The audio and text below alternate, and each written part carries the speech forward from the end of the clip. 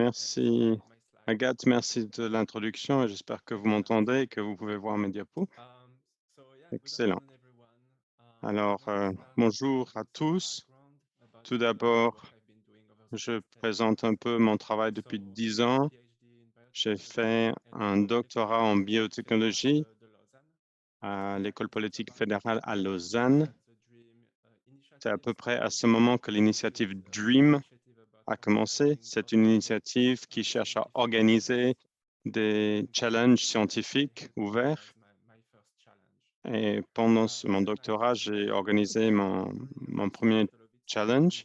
J'ai après intégré le laboratoire de Gustinsky, qui est le fondateur du challenge à IBM à New York. Et mon rôle, c'était de diriger le Dream Challenge de mammographie numérique. Et après mon postdoctorat, j'ai intégré Sage Bionetworks en tant qu'architecte de solutions senior, où j'ai deux casquettes. Je suis organisateur des challenges pour s'assurer que tout fonctionne bien et je dirige également l'équipe qui met en place l'infrastructure cloud pour permettre l'organisation de ces challenges. Donc, notre rôle à Sage, c'est d'accélérer les découvertes biomédicales en améliorant les méthodes de collaboration scientifique et de communication. Alors, ces dernières 10 ans, Sage a eu ce partenariat avec Dream Challenge et notre mission dans ce cadre, c'est de contribuer à la solution de problèmes biomédicaux importants, de favoriser la collaboration entre les groupes de recherche, démocratiser l'accès aux données. Par exemple, ces dernières années, nous avons organisé plusieurs challenges où, parce que les données sont sensibles, avec des données de santé protégées, on ne peut pas partager ces données avec les participants, mais au travers de l'organisation de ce challenge, nous sommes capables de permettre au monde de savoir que ces données existent et qu'on peut les utiliser pour la recherche. Une autre contribution, c'est d'accélérer la recherche. Et peut-être l'un des aspects les plus importants, c'est d'évaluer de manière objective les algorithmes et leurs performances en essayant de s'éloigner de l'auto-évaluation. Quand un chercheur va développer des modèles et sélectionner les critères de performance eux-mêmes et de cette manière biaiser leurs résultats.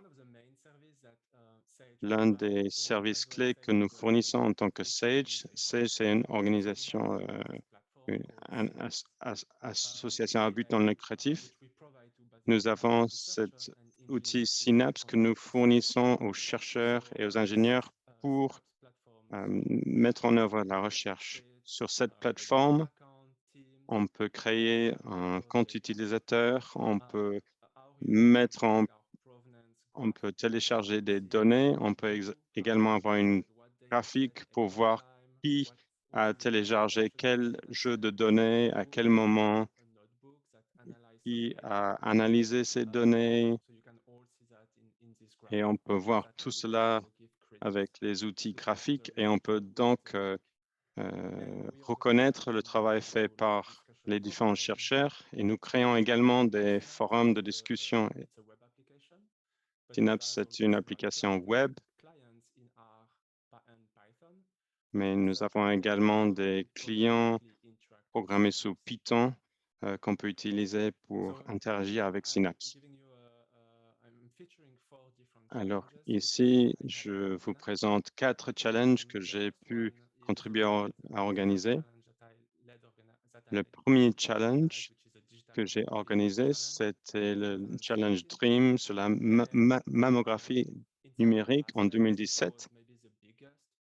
C'était peut-être le challenge DREAM le plus grand qu'on a pu avoir. On avait plus de 1000 participants, 13 Tera d'images. Donc, c'était vraiment un défi de permettre à tous les participants d'évaluer leurs outils avec autant de données. Et parce que les données étaient sensibles, nous ne pouvions pas au début partager ces données avec les participants et c'est pour cela qu'on a développé cette approche de modèle à données où les participants soumettent les modèles aux organisateurs qui les évaluent par la suite. 2 ans plus tard, nous avons organisé notre premier Challenge Dream en utilisant des données de l'Université de Washington et on cherchait à prédire si un patient allait décéder d'ici 6 mois sur la base des informations et des données disponibles pour ce patient. En 2022, nous avons eu notre deuxième challenge et sur la base de toutes ces données disponibles pour le patient, est-ce que nous pouvons prédire si ce patient va avoir besoin de soins intensifs? Et pour la première fois, ce challenge, c'est un challenge en continu. Il n'y a pas de date de fin. Ça ouvre d'autres enjeux, c'est-à-dire il faut revoir les données tout en les collectant et tous les participants peuvent proposer des soumissions illimitées et ça a créé quelques soucis. Et puis, on a eu l'année dernière le NLP Box où nous avons fait un benchmarking de l'outil NLP et quand on soumet cet outil pour évaluation, on le met en place dans différents centres, dans différents hôpitaux où les outils sont évalués en parallèle et après on cumule, on combine les résultats et on les remet aux participants par la suite. En 2017, nous avons organisé le Challenge Dream de mammographie numérique.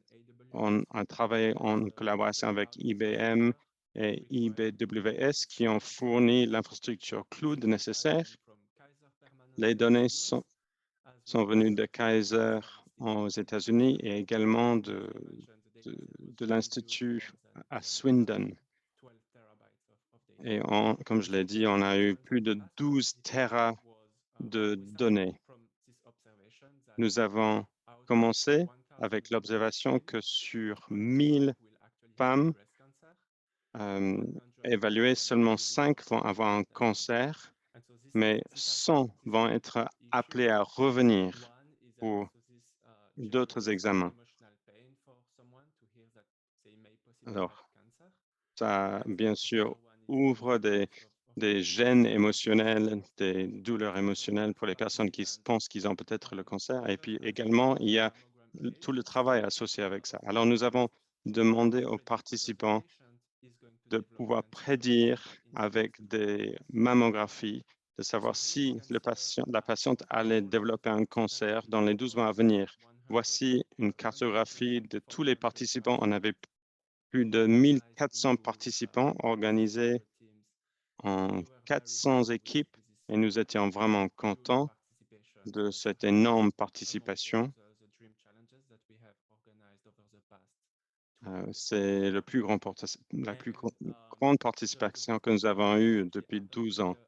Et la meilleure équipe, c'était une équipe française, en fait, de l'entreprise Thérapie Cell. Ils ont fourni la meilleure performance dans les 2 tâches que nous avons mis en œuvre et j'étais content d'entendre que l'année dernière, leur solution basée sur l'intelligence artificielle a reçu l'approbation du FDI pour être vendue aux États-Unis.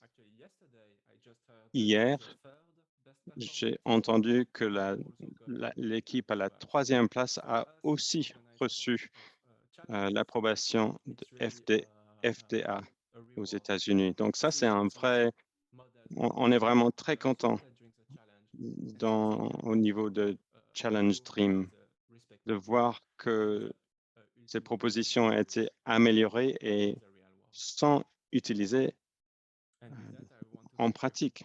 Merci beaucoup.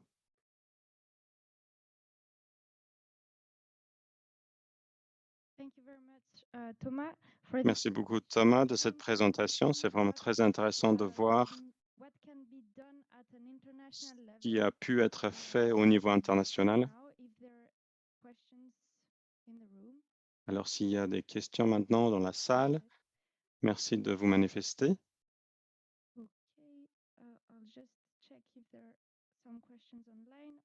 Je vais voir juste s'il y a des questions en ligne. Yes, very interesting talk. Oui, très intéressant la présentation, merci. Juste pour comprendre, vous avez dit que sur 1000 femmes, 100 seront amenées à refaire des analyses et ça crée un stress, évidemment, mais avec ce système IA, est-ce que vous savez quelle est la réduction que vous pouvez atteindre? Combien de femmes seraient amenées à refaire des analyses avec ce système? C'est une très bonne question. Je ne me souviens plus du chiffre. Je sais qu'il y avait une amélioration par rapport à la sensibilité, mais nous n'avons pas mis en place, nous avons pas sorti ce chiffre par rapport à ce chiffre d'origine. Il y avait une amélioration, mais ce qui est intéressant, c'est que même s'il y a une petite amélioration, si on multiplie cela par des millions de patientes, on voit vraiment un énorme bénéfice. Quand vous dites qu'il y a l'autorisation du FDA, ça veut dire que les hôpitaux peuvent les utiliser ou orienter leur décision à rappeler des femmes pour des analyses plus approfondies. Oui, donc FDA, c'est l'administration de l'alimentation et des drogues aux États-Unis. Et c'est une étape nécessaire afin de pouvoir vendre les services aux États-Unis. Cela permet aux hôpitaux d'utiliser cet outil et de baser leurs décisions sur cet outil. Merci beaucoup, je comprends.